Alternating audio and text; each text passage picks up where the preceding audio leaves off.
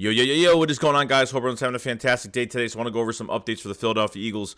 A couple things due to cap, players, and some other news that has come out as well, players that we could potentially lose. So let's get straight into it. Because I've seen enough horror movies to know any weirdo wearing a mask is never friendly.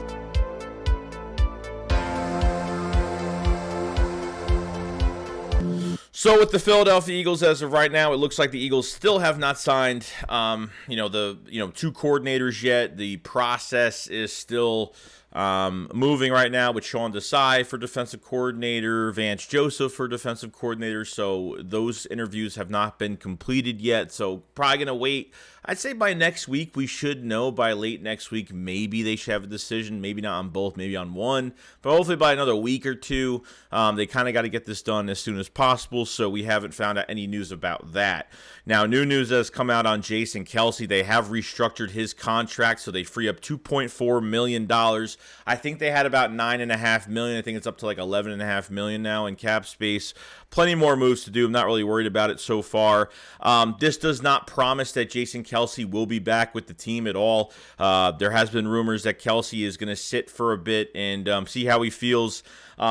I think 90%, and that's just me in my own opinion, not saying this is from a source or anything, I feel like Kelce will be back. I feel like he will be, just by the way he played this year and, obviously being healthy, he's been playing a long time, and it's on his terms of, and I will respect any decision that he makes, whether he retires, whether he's just done with football, whatever the case may be. But does such a great job this past year, has done great his whole entire career, and bigger shoes are going to have to be left to fill when Kelce is gone. We'll talk about that later on in this video as well. So that's the news on the first restructure, kind of getting some cap space for Jason Kelce, which is great. And obviously there's going to be extensions as well where the Eagles could save money if they do so in the process, which Howie Roseman's very good at that. So that's with Jason Kelce. Rumors are going all over the place that Miles Sanders is going to become a free agent. The Eagles are not going to re-sign him. He's getting a lot of interest right now, especially from the Denver Broncos. They want to pair him up over in Denver.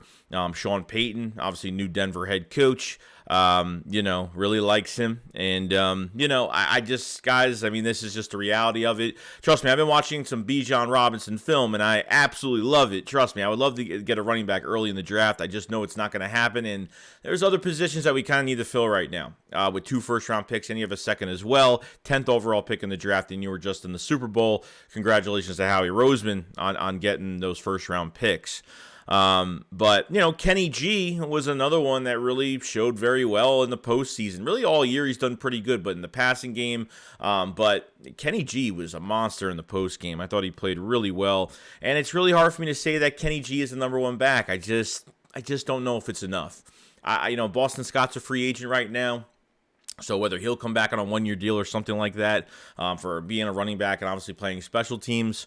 So you're left with Kenny G right now all by himself. They have Kennedy Brooks in the building, but, not really promising he's going to even make the team or if that's what the Eagles are really looking for. Trey Sermon was a complete waste that they only used for 2 snaps in that Jaguars game. A guy that literally was supposed to be traded.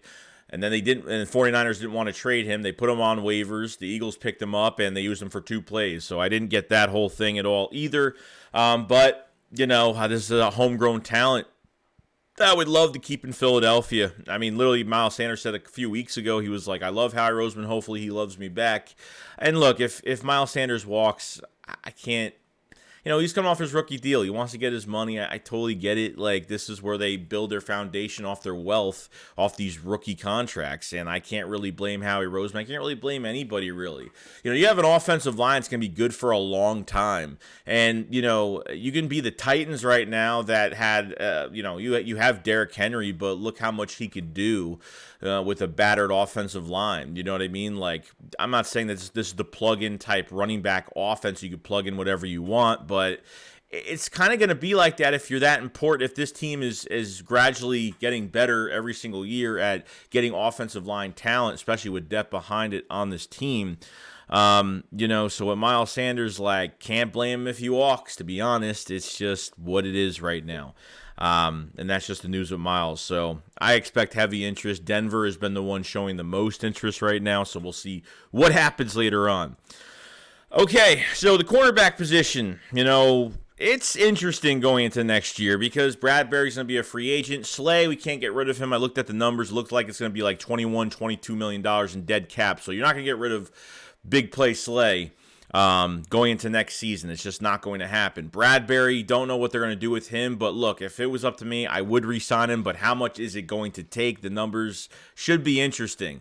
The market for cornerbacks is like $20, $21 million a year. And the Eagles are definitely not going in that direction. So this is what happens, I like, there's some guys behind the roster that, I like and want to see more, and I want to see them cross-train a little bit more between Josh Jobe, Josh Jobe and Mario Goodrich. If you guys remember Mario Goodrich from Clemson, Goodrich got the most undrafted free agent money this past offseason. And maybe, and usually when teams give undrafted guys the most money out of all your undrafted guys, that means that they see something in him, but really didn't show much of anything.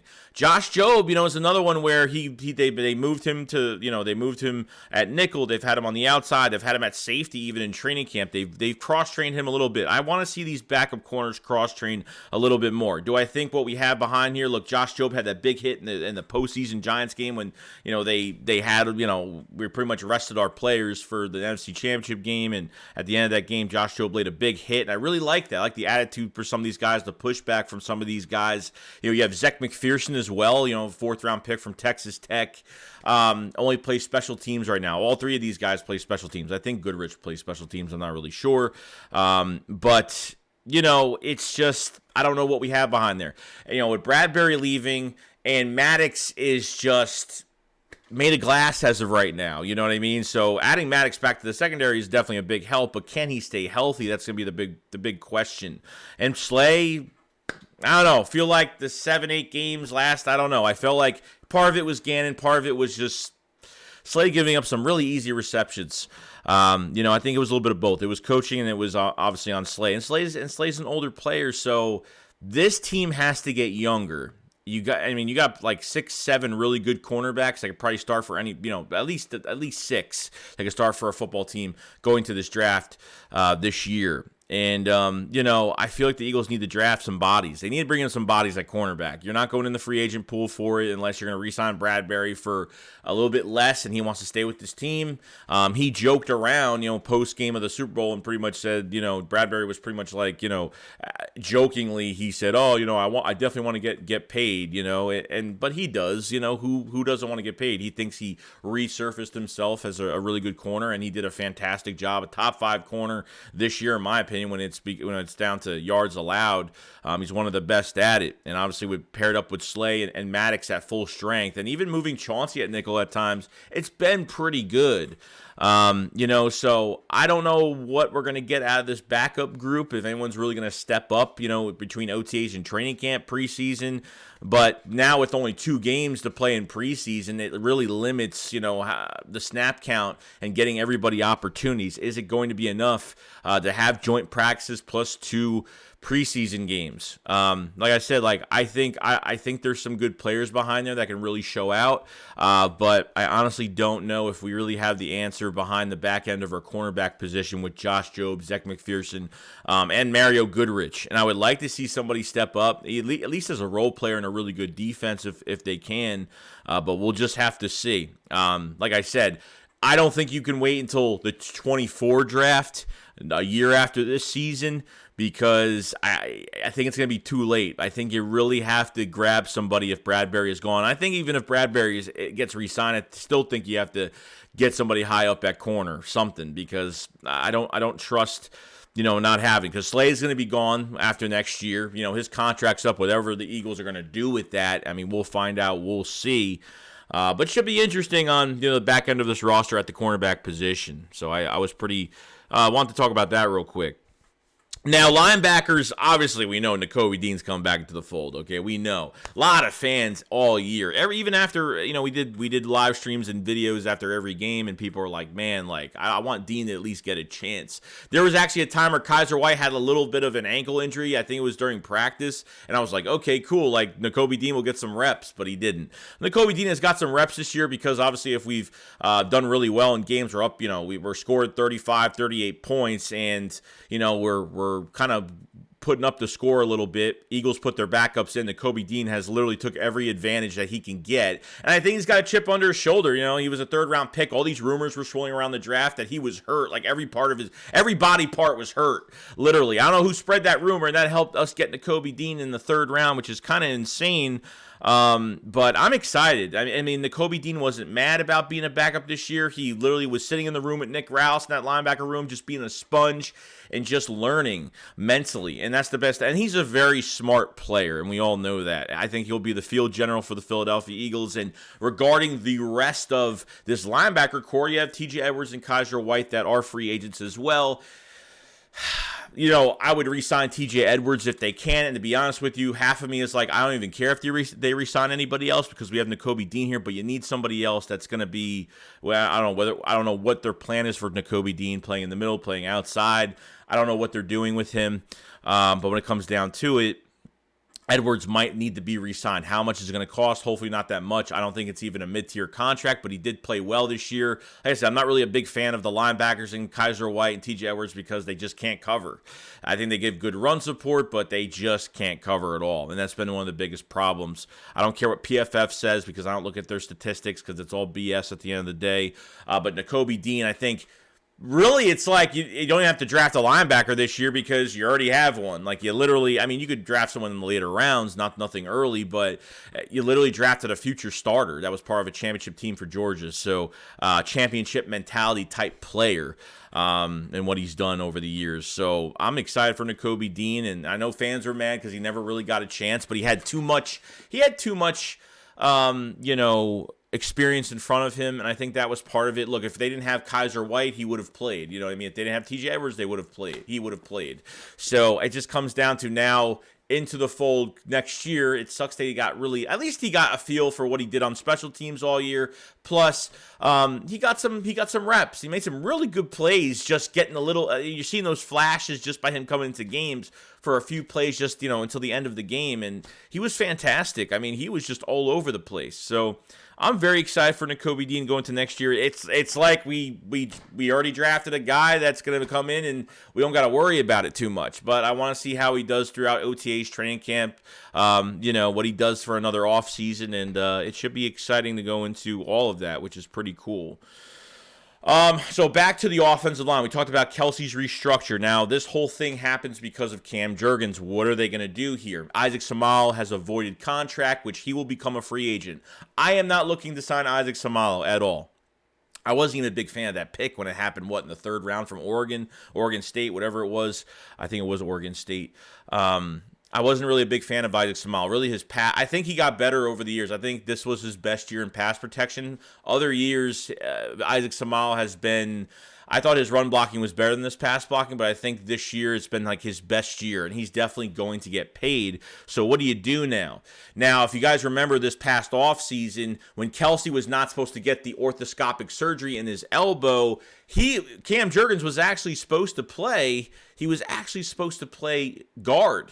He was actually supposed to cross-train from center to guard while Kelce was supposed to be in OTAs in training camp and play in these preseason games or whatever. But that did not happen. So Kelce got the surgery, and Cam Jurgens was pretty much forced to play center, which is the position that, this was a collaborative hand-picked pick in the second round, and Cam Jurgens by Kelce and Howie Roseman, which I thought was really cool. If literally you put Jurgens next to Kelce, I literally saw them during the game standing next to each other. They look like the same exact player. Like when it comes to height, size, it's literally a mimic photo of both of them when they're side by side. It's absolutely amazing. But we saw immediate impact from Cam Jurgens in preseason, like literally from the start of it. We saw immediate impact from at least 3 or 4 of our draft picks, which is kind of crazy. And I thought he played really well. And they've used him in red zone as an extra receiver or extra lineman. Like, they've done some weird stuff with him. You know what I mean? So I think Jurgens is going to be one hell of a player, man. I think Jurgens is going to be something special. But if you put him at right guard and he plays so well at that position, if Kelce stays, then that's another guy that you just were supposed to draft at center to be the next starting center. And then you're putting him at guard. And then that's it. It's kind of the same thing what happened with Landon Dickerson. Had an ACL prior to getting drafted, and he was supposed to be the future center for us. And, you know, he played, I think Brandon Brooks got hurt in that 49ers home opener, and then Dickerson went in there. He didn't play well, got out, and then they put him at left guard when Samala was hurt at the time. I think when Samala was playing left guard.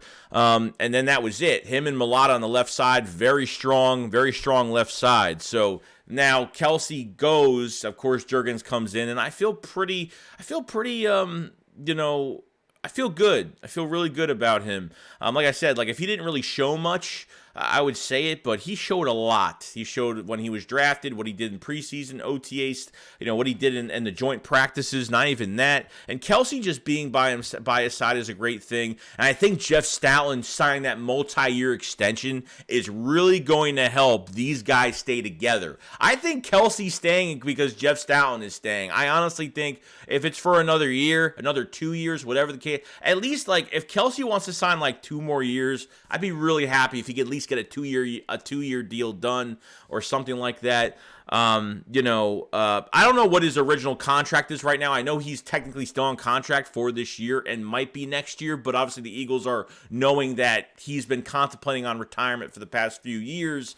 And I think he'll be back. I think he will, and I think it's only going to make Cam Jurgens better.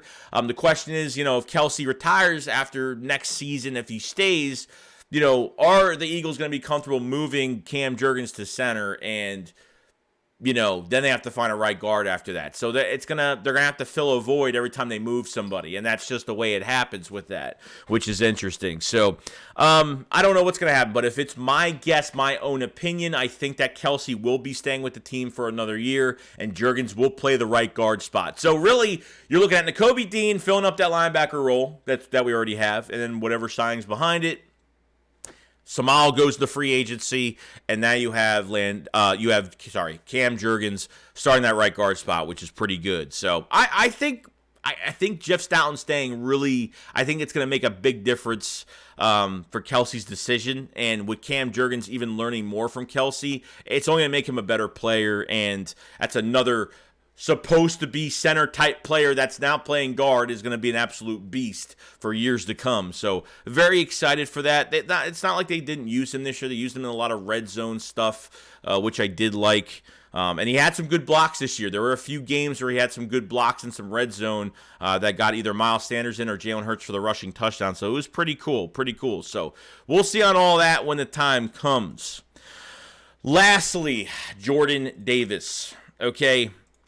Davis has got to step up next year. Okay, I gave him a big pass this year just because of the injury, and, you know, he ended up getting hurt. The Eagles were aggressive. They signed Linval Joseph and Dominican Sue, and then they ended up keeping all 3 of them, you know, and then when Jordan Davis, when his, you know, he started to, you know, he ended up getting hurt, then as he was coming back to play, he lost some weight, and I think the one thing about Jordan Davis is the one thing that could ruin him is his weight, because if he gains weight, he loses his explosiveness. But am I looking for Jordan Davis to be an Aaron Donald type player? No, 100% not. I'm looking for him to be one of the best run stuffers in the National Football League. That's what I'm looking for. But yes, I do want him to have somewhat of a pass rush. There's no doubt. Almost had that sack on Patrick Mahomes in that Super Bowl, but got the ball out on time, and I was actually going to be really happy if he got that sack, but didn't get it.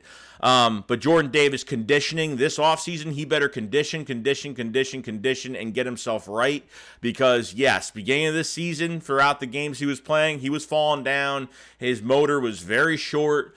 And that's just me being realistic. I'm not going to say, he's going to be a beast next year, but yeah, as a first-round pick, he better, pick himself up a little bit. Plus, he had a lot of players to learn from on this defensive line, which is kind of crazy because now I'm starting to wonder, if Davis doesn't pan out this year or he's not ready, what are the Eagles going to do? Because you have Sue's a free agent, Linval Joseph's a free agent, Graham, Hargrave, Fletcher Cox. You got 5 defensive linemen that are free agents, and Derek Barnett's still here for another year. He's got to go before anything.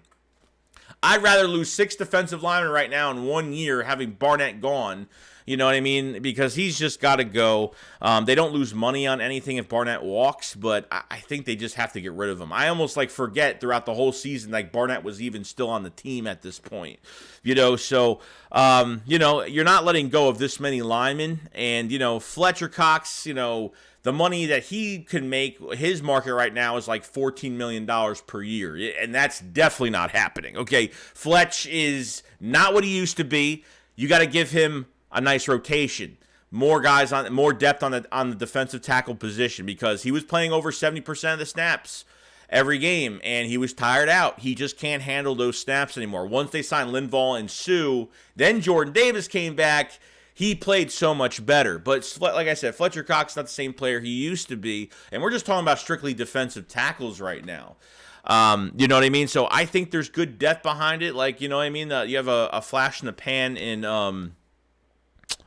oh my God, having a brain fart. But the 3rd-round pick that we got last year, the 3rd-round pick defensive tackle, I don't know how I just forgot his name. It just literally left my brain. I thought he's been playing, pretty well. I think as a number 3, he would, number 3, 4, he would be okay, and that's fine. I understand. I'm sorry. I apologize for not remembering. I literally had his name in my head, and it just one of those moments.